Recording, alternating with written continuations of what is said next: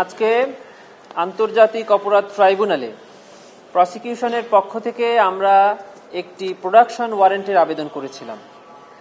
ঘটনাটি ছিল এই যে 2016 সালে মিরপুরের জাহাজবাড়ি নামক একটি ভবনে বেশ কয়েক বাংলাদেশের বিভিন্ন স্থান থেকে বেআইনিভাবে গ্রেফতারকৃত বেশ কয়েকজন যুবক, যারা ইসলামী মনোভাবাপন্ন যুবকদেরকে বেআইনিভাবে গ্রেফতার করে এই বাড়ির একটি ফ্ল্যাটে আটক রাখা হয় এবং তাদেরকে জঙ্গি নামে নাটক সাজিয়ে তৎকালীন আইন শৃঙ্খলা বাহিনীর কতিপয় সদস্য এবং তাদের ঊর্ধ্বতন কর্মকর্তার প্রত্যক্ষ নির্দেশে এবং প্ররোচনায় এই 9 জন ইসলামী মনোভাবাপন্ন যুবককে গুলি করে হত্যা করা হয়।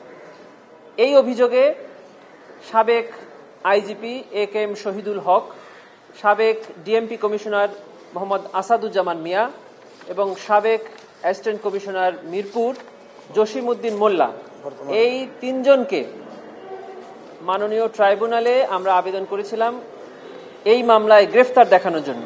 আমাদের আবেদনটি মাননীয় ট্রাইব্যুনাল মঞ্জুর করেছেন এবং আগামী 24/3/2025 তারিখ এই 3 জন আসামিকে ট্রাইব্যুনালে হাজিরের নির্দেশ দিয়েছেন। আর এই মামলার তদন্ত প্রতিবেদন দাখিলের জন্য আগামী 7/5/2025 তারিখে নির্ধারণ করেছে। এই 3 জন আসামি বিভিন্ন মামলায় কারাগারে আটক আছে, তাদেরকে ট্রাইব্যুনালের এই মামলায় আগামী নির্ধারিত তারিখে হাজির করা হবে।